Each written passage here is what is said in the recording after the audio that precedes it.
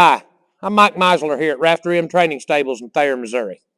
As you all have watched the first video on showing you some of the simple groundwork exercises that we're doing on our gaited trail horse here, what I'm wanting to show you now is some simple things that you need to be able to do before if you can't do them, you don't need to get on your horse. We're going to break this down to the very basics, okay?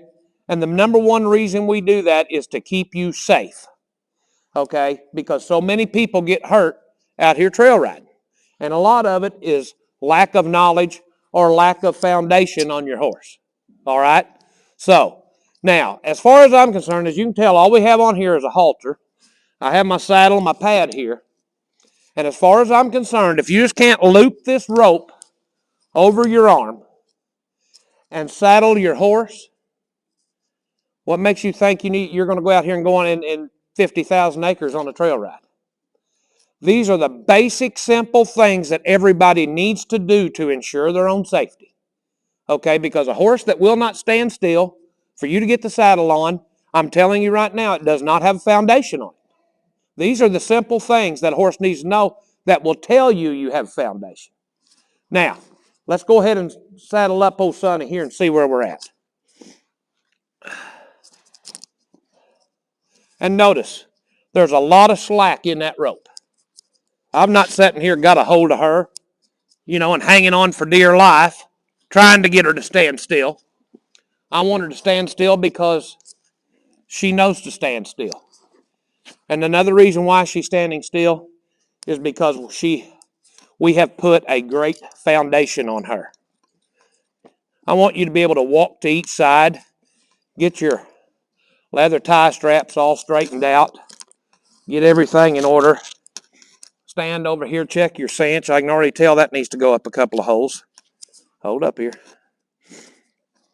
And notice, I'm not hurrying, but I'm also not creeping around. All right? If you go to creeping around, then you turn into a predator. I'm just sitting here moving with rhythm and taking care of my business. And that's giving her confidence in me. She's saying, man, he's moving around. He ain't worried about nothing. So I guess there's really no sense in me worrying about anything.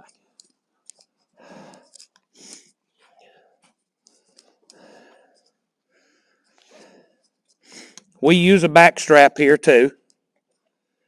In case you go down hills, it'll kind of hold your saddle down. I've been in those situations before where my saddle went to sliding forward on me, and I was training horses, and it was just no fun. There. As you can all tell, we have a foundation on our horse.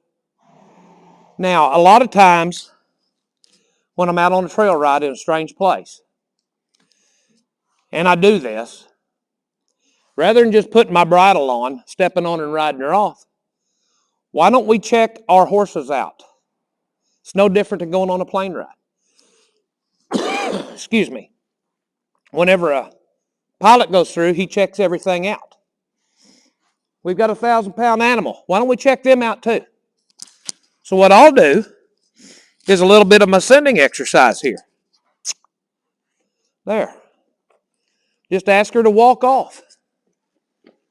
And notice she didn't go fast. A lot of times, I've seen horses stand there and let you saddle them up. And when you ask them to move, they break in two. So always, always take care of yourself. Take care of your horse. Don't let them get in a position to do something wrong. There.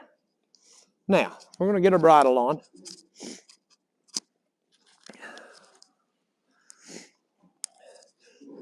Now, as you can all tell, what I have here is a basic snaffle bit. That is all we ride our horses in.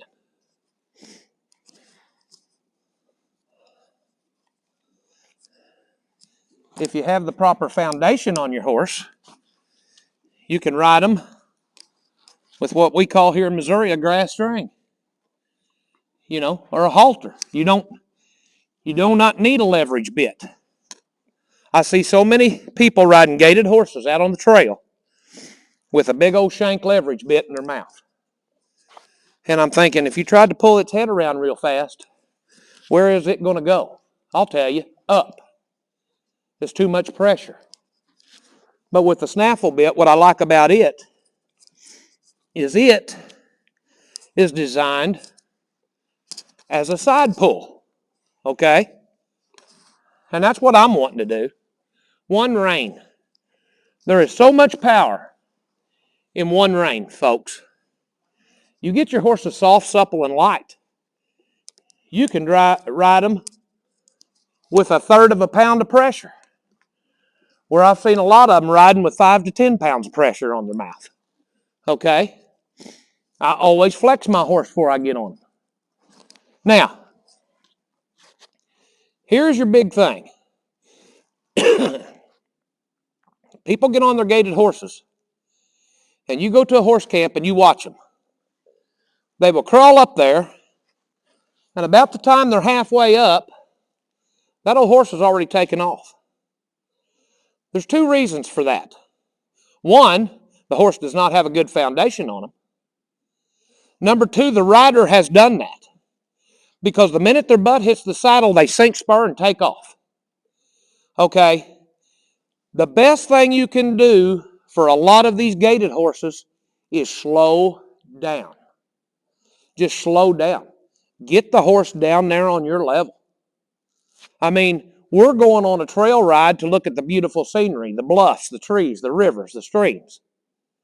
We're not going out here on a 10-mile trail ride just as hard as we can go and not see nothing. A lot of people do, but we don't. Therefore, we have to keep our horses soft, supple, and light and stay with us. Now, another big thing that I like to do, notice I've got her head pulled sideways. That is just in case she wanted to do something. And if she did, folks, I already have her shut down. She can't go nowhere. When I get up here, what am I going to do? I'm going to flex her. I want her really light in my hands. I mean, I just want to take fingertips and just get this horse to give to me. Okay? Now, another thing, could I just ride her straight off into the camera and her not do nothing? Sure. I could. For you folks out here that do not ride every day, and I've got a saying, you need to put some faith in your horse so your horse can put some faith in you. That is exactly true. But, on the same hand, we are the leader of this outfit, okay? We're the leader. And what I'm going to do, instead of walking off straight, I'm going to pull her head over here, right here, and ask her to go off in a circle. Just let her walk out of it. Now, why am I doing that? Look where my hand is. If something was to spook her, or there was some other rider over there with a horse that was acting a fool, and they come over there and bouncing into me and spooking my horse, looky here. I've already got mine shut down. My horse is shut down. I have complete control of my horse, folks. Complete control. Now, with that said, that's one of the things I do. I'm going to let her go ahead and walk around here just a little bit. Kind of loosen up a little bit. And we're always talking about soft, supple, and light. Soft, supple, and light. I do a little simple suppling exercise while I'm waiting on everybody to get ready. What that boils down to is I'm going to pull this head in here pretty tight, but I'm not going to do a flex. I'm pulling it right in here, and I'm going to put my inside leg on her and kind of push her out and bend. Notice how her rib cage is somewhat bent around my leg? Okay, that means we're getting soft through the body. Soft through the body. Now I'm going to go ahead and just stick my leg in her a little bit more and try to shove her out of this circle here, and let my circle get a little bit bigger. Just do some simple bending exercises, things like that. Check out your horse. Do a pre-flight check, okay? Because here's your deal. I can tell you where a lot of people get hurt. They get hurt in the horse camp. They never get out of the horse camp because they have not checked their horse out and they have not put a foundation on their horse so that they can check them out. Okay? These are just some of the simple things that you could do. Matter of fact, if I wanted to get a little bit fancy here, I can bump her on in here and get her to bend clear around here to my boot right there. You know, that's almost doing a flex with forward motion. That's getting the horse soft, supple, and light. That's what it's doing. You know, you take them chargy horses that are just always forward, always wanting to go. Let me tell you something. You need to get them on a loose rein, and the minute they take off, what you need to do is shut them down. And then once you get them stopped, flex the other way, drop those reins, and just give them the opportunity to screw up. And when they do, you need to take and do a one rein stop and shut them down. I don't care if it's a half a stride. The harder they go and the harder they're wanting to run off, the more you shut them down. And you may do that and you may think, my God, I don't know if this is ever going to work. Trust me, keep doing it because it'll work. It'll get these horses tuned back here to you is what it'll do. It'll tune them back in here to you and let them know, I'm just waiting on him. I don't want my horses to stop. I don't want my horses to pause. I want my horses to stay at the speed I put them and wait on me to tell them what else to do. Does that make any sense? I'm going to tell y'all something right now. If you let a horse make decisions, I promise you, you're not going to like them. You're not going to like the decisions they make. These are simple things that you can do. And I'll tell you another thing. You've seen these horses where somebody's sitting here riding, and buddy, their knuckles are turning white, and they're hanging on to their horse as hard as they can, going down the road, and that old horse is just lunging. That horse is nothing but stiff. Okay? They're sure not spurring him, trying to get him to go. They're not putting their legs on him, trying to get him to go. I want you to put that in your mind. And then I want you to put this on your mind. Okay, I don't want to pedal my horse, but I'd rather sit here and kind of bump her with that spur and say, come on, let's go. And stay right here. I'd almost rather push my horse around as I had be sitting up here hanging on for dear life, because then I'm at the mercy of the horse. Here, me and the horse are perfect partners. Okay, she knows what I want. I know she knows what I want. And we're going to do this thing here together. All right? And another thing, if you'll watch, I can stop this horse without doing a one rein stop. All I'm going to do is quit riding and kind of lean back. And my horse quits. That is because I do not want the horse paying close attention to my hands. I would rather pay close attention to my rear end and my legs. Because when you can get a horse to do that, you've got a horse soft, supple, and light and in tune with you. You have got to get your horses in tune with you. I mean, you've got to get them in there for your own safety, for your horse's safety. And you know, like I said, we're doing this in a snaffle bit. Now, here's another thing that I always like to say.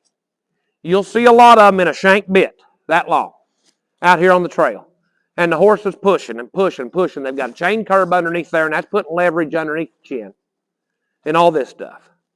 And yet, you go on any online deal you want to, everybody's so concerned about doing what's best for our horses.